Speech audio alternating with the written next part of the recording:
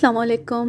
میں آپ کو سنا رہی ہوں انسپکٹر نواز خان کی ایک کرائم سٹوری جس کا نام ہے صاحب ملازمہ اور گھڑی۔ 5-6 دن میں حالات کیا سے کیا ہو گئے۔ سنت سنگھ کو اس تھانے میں منتقل کیا گیا جہاں اس کے خلاف چوری کا پرچہ کٹا تھا۔ وہاں کے انسپکٹر نے، جو ایک سخت گیر انسپکٹر تھا، سنت سنگھ پر ہر حربہ آزمایا لیکن اس نے کچھ نہیں بتایا کہ وہ قیمتی گھڑی اس کے پاس کیسے پہنچی، یہاں تک کہ تشدد کے سبب اس کا پرانا مرض واپس آ گیا اور اسے مقامی ہاسپٹل پہنچا دیا گیا۔ 5-6 ہزار کی رقم کچھ معمولی نہیں تھی اور اب صاف محسوس ہو رہا تھا کہ سنت سنگھ چوری کی سزا پائے گا۔ ایک روز میں تھانے میں بیٹھا اسی کیس کی اونچ نیچ پر غور کر رہا تھا کہ اچانک ایک خیال ذہن میں آیا۔ عین ممکن تھا کہ یہ گھڑی واقعی سنت سنگھ کو تحفے میں ملی ہو، لیکن دوست کی بجائے کسی سہیلی نے دی ہو، اس لیے سنت سنگھ اس دوست کا نام بتانے سے انکار کر رہا ہو۔ اسی سبب اس نے اپنی بیوی کو گھڑی کی اصل قیمت نہ بتائی ہو۔ یہ خیال میرے ذہن میں بہت پہلے آ جانا چاہیے تھا، لیکن نہ جانے کیوں نہیں آیا تھا۔ شاید اس کی وجہ کملا تھی۔ اس جیسی خوبصورت عورت کی موجودگی میں شوہر نامدار ادھر ادھر منہ مارنے کا کم ہی سوچتا ہے۔ بہرحال مردوں سے بعید کچھ نہیں، اور یہ بھی ممکن ہے کہ یہ سنت سنگھ کی شادی سے پہلے کا کوئی چکر ہو۔ میں نے فوراً سوچا کہ اس آئیڈیا سے اس سکھ انسپکٹر کو آگاہ کرنا چاہیے جو سنت سنگھ کا کیس ڈیل کر رہا ہے، مگر پھر دل نہیں مانا۔ اس اجڑ انسپکٹر سے مار پٹائی کے علاوہ اور کوئی توقع نہیں کی جا سکتی تھی۔ میں نے آواز دے کر اپنے مخبر بلال شاہ کو بلایا۔ وہ باہر دھوپ میں بیٹھا مفت کے گنے اپنے منہ کے بیلنے میں سے گزار رہا تھا۔ میرے بلاوے پر اندر آیا تو گنے کا چھلکا ابھی تک اس کے منہ میں تھا۔ میں نے بلال شاہ سے کہا، بلال، اس روز تجھے اس عورت پر بڑا ترس آیا تھا نا، جو SDO سنت سنگھ کے لیے دوائیاں لے کر آئی تھی؟ یہی تو اپنے ساتھ مصیبت ہے خان صاحب، اللہ کی بنائی ہوئی ہر خوبصورت چیز پر ترس آ جاتا ہے۔ ویسے یہ SDO تو ویسے بھی بھلا مانس شخص ہے، میرا دل تو گواہی دیتا ہے کہ اسے پھنسایا گیا ہے۔ ایک آدمی نے مجھے بتایا تھا کہ اس کے ساتھی اسے رشوت کا رستہ دکھاتے تھے، یہ نہیں مانا تو انہوں نے کیس ڈال دیا۔ یہ سب کچھ تو عدالت جان لے گی۔ ہاں، اگر تو اس کی کچھ مدد کرنا چاہتا ہے تو ایک کام کر سکتا ہے۔ وہ کیا؟ ایسا کر کہ سنت سنگھ کے دفتر یا محلے سے اس کے کسی بے تکلف دوست کا کھوج لگا اور یہ پتہ چلانے کی کوشش کر کہ شادی سے پہلے یا شادی کے بعد اس کے کسی لڑکی سے تعلقات تو نہیں رہے۔ کام دلچسپ تھا، اس لیے بلال شاہ کی آنکھیں چمکنے لگیں۔ پورا ایک ہفتہ گزر گیا۔ آخر ایک روز بلال شاہ دبلے پتلے سے ایک نوجوان کے ساتھ تھانے پہنچا۔ اس کا نام شوبھا سنگھ تھا، بحری جہاز میں ملازمت کرتا تھا وہ شخص، اور 2 دن پہلے ہی 2 ماہ کی چھٹی پر گھر پہنچا۔ سنت سنگھ کا وہ گہرا دوست تھا۔ میں شوبھا سنگھ کے بارے میں پہلے ہی جانتا تھا، لہٰذا مزید سوالات کی ضرورت پیش نہ آئی۔ شوبھا سنگھ سنت سنگھ کی گرفتاری سے آگاہ ہو چکا تھا اور اس کے متعلق خاصا پریشان تھا۔ سنت سنگھ والی گھڑی ابھی تک میری تحویل میں تھی۔ میں نے شوبھا کو گھڑی دکھائی تو وہ اسے پہچان نہ سکا۔ اس نے کہا کہ اس نے سنت سنگھ کو آخری بار 1.5 سال قبل دیکھا تھا اور اس وقت سنت کے پاس یہ گھڑی نہیں تھی۔ میں نے شوبھا سنگھ سے سنت کی رومانی زندگی کے بارے میں سوالات شروع کیے۔ وہ پہلے تو چھپاتا رہا، مگر جب اس نے محسوس کیا کہ میں سنت کے لیے نرم گوشہ رکھتا ہوں تو اس نے بہت کچھ بتا دیا۔ اس کے مطابق شادی سے پہلے سنت کے 2-3 لڑکیوں سے مراسم رہے تھے، لیکن ان میں تنوجا نامی ایک سکھ لڑکی سے اس کے گہرے مراسم تھے۔ یہ بتا کر شوبھا سنگھ نے مجھے حیران کر دیا کہ تنوجا کا تعلق امرتسر کے 5 امیر ترین گھرانوں میں سے ایک گھرانے سے تھا۔ وہ لکھپتی کارخانے دار کی بیٹی تھی۔ اس کا باپ سیٹھ پھول سنگھ عرف پٹیالے والا شراب اور کیمیکل کے کئی کارخانوں کا مالک تھا۔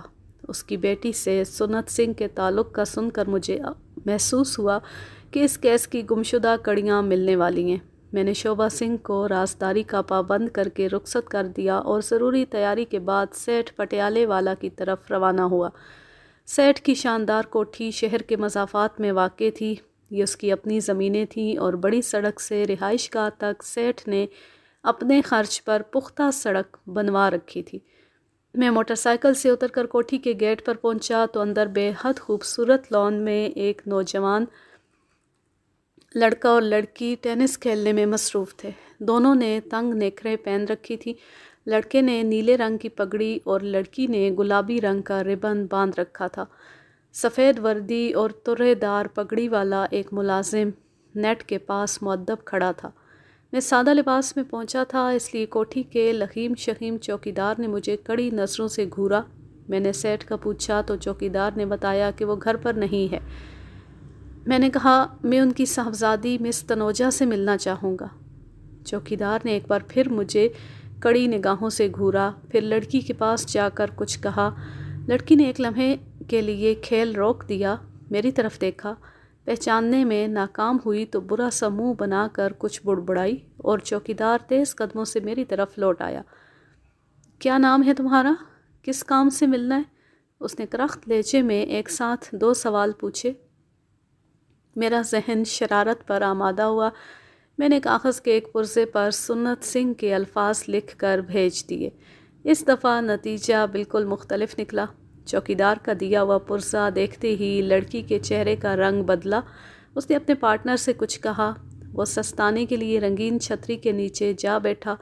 لڑکی جو تنوجہ تھی مضطرب سی چال چلتی گیٹ پر پہنچی۔ جوبن اس پر ٹوٹ کر برس رہا تھا، گردن اور چہرہ پسینے سے شرابور تھا۔ کچھ دیر مجھے ٹٹولنے والی نگاہوں سے دیکھتی رہی، پھر بولی، کیا بات ہے؟ میں پولیس انسپکٹر ہوں، بہت سنگین معاملہ ہے، کچھ وقت چاہتا ہوں۔ اس کے نازک ہونٹ لرزنے لگے، گھوم کر لان کی طرف دیکھا، پھر بولی، اس وقت میرے شوہر ساتھ ہیں، کل 11 بجے سے 2 بجے کے درمیان آ جانا، میں چوکیدار سے کہہ دوں گی، وہ تمہیں روکے گا نہیں۔ میں شکریہ ادا کر کے واپس موٹر سائیکل کی طرف لوٹ آیا۔ اگلے دن ٹھیک 12 بجے میں کوٹھی کے وسیع ڈرائنگ روم میں تنوجہ کے سامنے بیٹھا تھا۔ گیراج خالی تھا، جس سے اندازہ ہوتا تھا کہ تنوجہ کے شوہر کے علاوہ اس کا باپ بھی گھر میں موجود نہیں۔ وہ گھڑی جو میں ساتھ لایا تھا سامنے شیشے کی تپائی پر پڑی تھی اور تنوجہ یک ٹک اسے دیکھ رہی تھی۔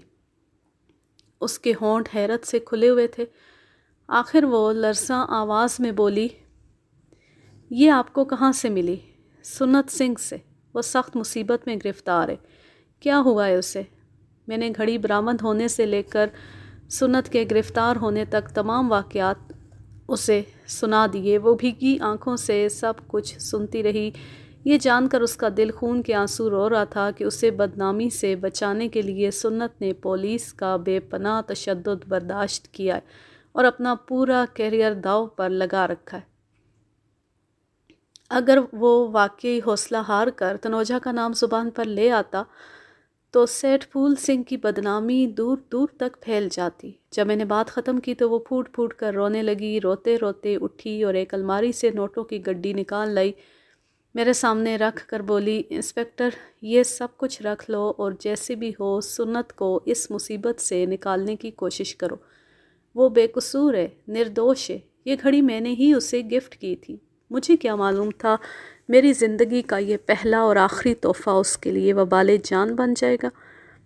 میں نے نوٹ سامنے سے ہٹاتے ہوئے کہا، برائے مہربانی آپ یہ رقم اپنے پاس رکھیں اور مجھ سے کوئی تعاون چاہتی ہیں تو بس اتنا کریں کہ تمام حالات سے مجھے تفصیلی آگاہ کریں۔ میرے روکھے اور تہکمانہ لہجے کا برا منائے بغیر تنوجہ مجھے اپنی رودات سنانے لگی، جس کا خلاصہ یہ ہے کہ کالج کے زمانے سے تنوجہ سنت سنگھ سے پیار کرتی تھی، مگر ظالم سماج ان کے راستے میں آیا اور آخر دونوں کو اپنی راہیں جدا کرنا پڑی۔ جدائی کا سفر شروع کرنے سے پہلے تنوجہ نے اپنے محبوب کو پہلا اور آخری تحفہ دیا تھا۔ اس کے انمول محبوب کی طرح یہ گھڑی بھی لاکھوں میں ایک تھی۔ بعد ازاں سنت کی شادی ہو گئی اور کچھ عرصے بعد تنوجہ کی بھی۔ اب وہ ایک دوسرے کو صرف اپنی نیک تمناؤں میں یاد رکھے ہوئے تھے۔ تنوجہ نے اپنے رومانس کی تفصیل بتاتے ہوئے ایک اور اہم انکشاف کیا۔ غالباً وہ خاصی جذباتی ہو گئی تھی اور جذبات کی رو میں اس نے مجھے بتایا کہ اسے شک ہے سنت پر بننے والے کیس میں اس کے پتا کا ہاتھ ہے، کیونکہ اگر وہ کیس نہ بنتا تو عین ممکن تھا وہ دونوں اپنی منزل پانے میں کامیاب ہو جاتے۔ سنگھ پر کیس بننے کی وجہ سے وہ باپ کے سامنے لاجواب ہو گئی اور اس کی منگنی ایک اور جگہ کر دی گئی۔ میں نے اس سلسلے میں تنوجہ کو مزید کریدنا چاہا، مگر اچانک وہ دوبارہ اپنے خول میں چھپ گئی۔ شاید اسے احساس ہو گیا تھا کہ وہ روانی میں مجھے ضرورت سے زیادہ بتا گئی ہے۔ کچھ بھی تھا، آخر سیٹھ پھول سنگھ اس کا باپ تھا اور وہ اس کی برائی نہیں کر سکتی تھی۔ میں قریباً 1.5 گھنٹہ تنوجہ کے پاس بیٹھا رہا، آخر اس وعدے کے ساتھ واپس رخصت ہوا کہ سنت سنگھ کے لیے مجھ سے جو بھی بن سکا ضرور کروں گا۔ انہی سوچوں میں گم میں اپنی موٹر سائیکل تک پہنچا اور بڑی سڑک کی طرف روانہ ہو گیا۔ گھڑی کا معمہ تو تقریباً حل ہو گیا تھا، مگر سنت سنگھ کو سزا سے بچانے کے لیے اور باعزت بری کرانے کے لیے ضروری تھا کہ محکمہ ٹیلی فون کے اصل چور کا سراغ لگایا جاتا اور ثابت کیا جاتا کہ سنت بے گناہ ہے۔ مگر یہ سر کھپائی کا کام تھا، اور چونکہ کیس میرے تھانے سے ٹرانسفر ہو چکا تھا، اس لیے میں یہ درد سر مول نہیں لینا چاہتا تھا۔ میں زیادہ سے زیادہ یہ کر سکتا تھا کہ متعلقہ انسپکٹر کو اپنی حاصل کردہ معلومات سے آگاہ کر دوں، اسے بتا دوں کہ یہ گھڑی دراصل سنت سنگھ کے پاس کیسے پہنچی تھی، اور یہ اشارہ بھی دے دوں کہ سنت کی محبوبہ یعنی تنوجہ کے باپ کا اس معاملے میں ہاتھ ہو سکتا ہے، اور اگر رازداری سے سیٹھ پھول سنگھ کے بارے میں معلومات حاصل کی جائیں تو ممکن ہے اس گتھی کا سرا ہاتھ آ جائے۔ میں یہ طویل پروگرام بنا رہا تھا اور قدرت کو کچھ اور منظور تھا۔ اس گتھی کا سرا چند ہی لمحوں میں خود بخود میرے ہاتھ آنے والا تھا۔ میں اپنے خیالوں میں مگن بڑی سڑک پر پہنچا تو ایک اسکوٹر سوار سیٹھ پھول عرف پٹیالہ والا کے گھر کی طرف مڑتا نظر آیا۔ کیونکہ یہ ذیلی سڑک صرف سیٹھ کی رہائش گاہ تک جاتی تھی، لہٰذا شبے کی کوئی گنجائش نہیں تھی کہ یہ شخص سیٹھ کے پاس جا رہا ہے۔ جس چیز نے مجھے چونکایا وہ اسکوٹر سوار کی جانی پہچانی صورت تھی۔ میں نے اسکوٹر سوار کی صرف ایک جھلک دیکھی تھی، مگر میری نگاہ دھوکہ نہیں کھا سکتی تھی۔ وہ ایس ٹی او سنت سنگھ کا سابق اسسٹنٹ راجیو کمار تھا۔ میں نے صرف 2 روز بیشتر اسے عدالت میں دیکھا تھا۔ سنت سنگھ کیس کے سلسلے میں استغاثہ کا گواہ تھا۔ وکیل صفائی نے اس پر کڑی جرح کی تھی، مگر وہ اپنے موقف پر ڈٹا رہا تھا کہ وقوعے کے روز سنت سنگھ نے اسے زبردستی ایک غیر سرکاری اور غیر ضروری کام پر بھیج دیا تھا اور بعد ازاں اسٹور کیپر کے ساتھ مل کر تار غائب کر دی تھی۔ ایک لحاظ سے یہی شخص استغاثے کا سب سے مضبوط گواہ تھا، اور اس وقت میں اس مضبوط گواہ کو سیٹھ پھول سنگھ کے آستانے کی جانب جاتے دیکھ رہا تھا۔ تنوجہ کے الفاظ میرے کانوں میں گونجنے لگے۔ ممکن ہے سنت پر بندھنے والے کیس میں پتا کا ہاتھ ہو۔ یہ الفاظ مشیت ایستی کی طرح خود بخود اس کی زبان سے نکل گئے تھے، اور عجیب اتفاق تھا کہ تھوڑی دیر بعد میں ان الفاظ کی صورت اپنی دونوں آنکھوں سے دیکھ رہا تھا۔ راجیو کمار کو دیکھنے اور پہچاننے کے ساتھ ہی میری موٹر سائیکل کے بریک چرچرائے اور میں رک گیا۔ اس اضطراری حرکت نے راجیو کو بھی چوکنا کر دیا۔ اس نے مجھے گھور کر دیکھا اور پہچان گیا۔ اس کے ساتھ ہی اس نے اسکوٹر کی رفتار تیز کر دی۔ میں نے موٹر سائیکل موڑی اور اس کے پیچھے ڈال دی۔ جو ہی اسے تعاقب کا احساس ہوا وہ بوکھلا گیا۔ اس نے اسکوٹر کو سڑک سے اتار کر ایک پگڈنڈی پر دوڑا دیا۔ شاید مجھے چکمہ دے کر پھر بڑی سڑک پر پہنچ جانا چاہتا تھا۔ میں اسے کوئی موقع دینے کا ارادہ نہیں رکھتا تھا۔ حتی الامکان رفتار سے میں بھی موٹر سائیکل کچے میں دوڑانے لگا۔ گرد و غبار کے بھگولوں میں ایک زبردست دوڑ کے بعد آخر میں نے اسے جا لیا۔ اس کا اسکوٹر پانی کے ایک کھال میں پھنس گیا تھا۔ میں نے موٹر سائیکل سے اتر کر اسے دبوچ لیا اور زبردست ٹھکائی شروع کر دی۔ دور کے کھیتوں سے 2-3 کسان بھی بھاگم بھاگ پہنچ گئے۔ میں نے بطور انسپکٹر اپنا تعارف کرایا اور انہیں کہا کہ وہ کسی تانگے ریڑے کا انتظام کریں تاکہ اس کم بخت کو تھانے پہنچایا جائے۔ تھانے پہنچ کر تھوڑی سی چترول کے بعد نازک مزاج راجیو نے سب کچھ بک دیا۔ اس نے بتایا کہ تار اس نے پگھلا کر کوئی 6,000 میں بیچی تھی۔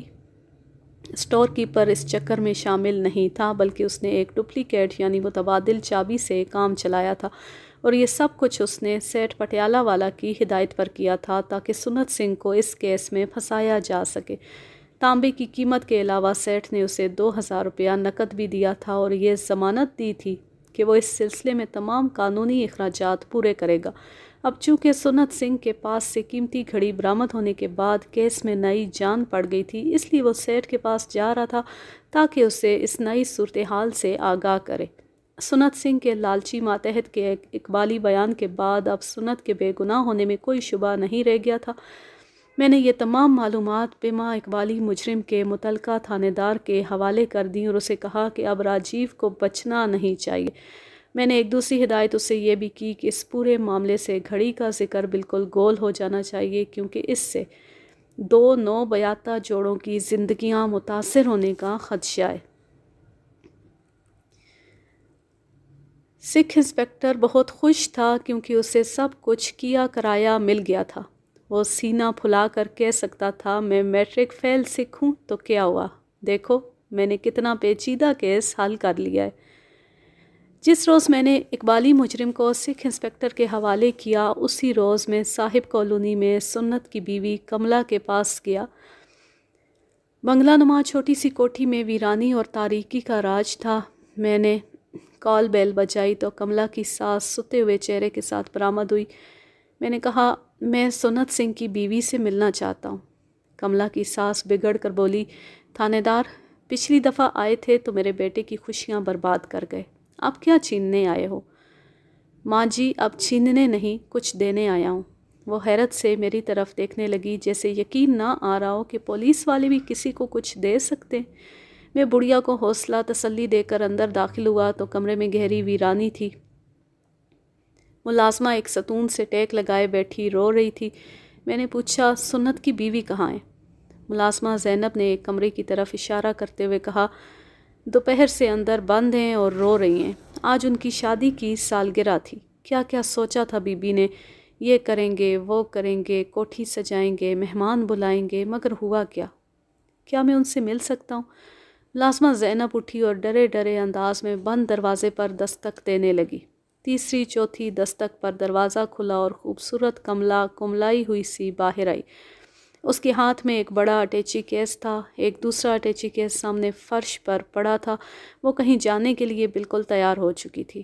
مجھے دیکھ کر ٹھٹکی۔ میں ڈرائنگ روم میں بیٹھا تھا اور ادھ کھلے دروازے سے مجھے سب کچھ نظر آ رہا تھا۔ مجبوراً وہ میری طرف آئی۔ شاید آپ اپنے والدین کے ہاں جا رہی ہیں؟ جی ہاں۔ کیا آپ رک نہیں سکتی؟ جی، کیا مطلب؟ اگر یہ ثابت ہو جائے کہ سنت سنگھ بے گناہ ہے تو کیا آپ پھر بھی نہیں رکیں گی؟ اس کی نمناک آنکھوں میں امید کی ہلکی سی کرن نظر آئی اور وہ کسی بچے کی طرح معصوم نظر آنے لگی۔ جی، آپ کیا کہہ رہے ہیں؟ مسز سنت سنگھ، آپ کا شوہر بے گناہ ثابت ہو چکا ہے، اب عدالت کو صرف رسمی کارروائی کرنا ہے۔ وہ حیرت سے میری طرف دیکھتی رہی، پھر جیسے اٹیچی کیس کا بوجھ اسے شدت سے محسوس ہونے لگا اور اس نے غیر ارادی طور پر اسے جھک کر فرش پر رکھ دیا۔ کیا آپ پورے یقین سے کہہ رہے ہیں؟ پورے یقین سے۔ آپ کو شادی کی سالگرہ پر میں نے یہ اطلاع تحفے میں دی ہے۔ اب یہ اٹیچی کیس کھولیے، سامان رکھیے، گھر کی بتیاں جلائیے اور چہروں پر رونق لے آئیے۔ مجھے یقین ہے اس پیشی پر سنت سنگھ بری ہو جائے گا۔ کملا مجھ سے تفصیلات پوچھنے لگی، میں چیدہ چیدہ باتیں بتانے لگا۔ گھر میں خوشی کی لہر دوڑ گئی۔ کملا کے ساتھ ساتھ اس کی ساس اور ملازمہ زینب کے چہرے بھی کھلے ہوئے تھے۔